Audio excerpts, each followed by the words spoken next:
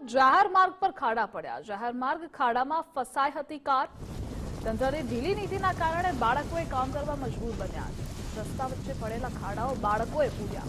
આજુબાજુમાંથી પથ્થરો લઈ બાળકોએ અહીંયા ખાડા પૂર્યા અને ખાડા પડવાના કારણે વાહન ચાલકોએ પરેશાન થાય છે।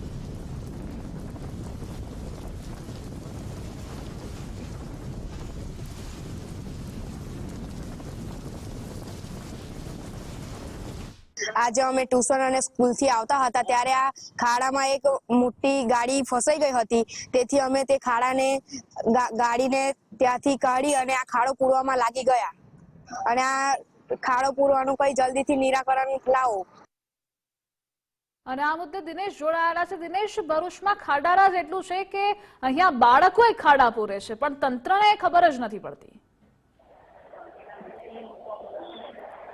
જી દિનેશ, ચોક્કસ વાત કરવામાં આવે તો ભરૂચ જિલ્લાના રાજપાટીથી સાલસા રોડ ઉપર જવાના માર્ગ ઉપર મસ્ત મોટા ખાડાઓ પડ્યા છે, જેમાં એક વાહન ચાલકને અકસ્માત નડ્યો હતો।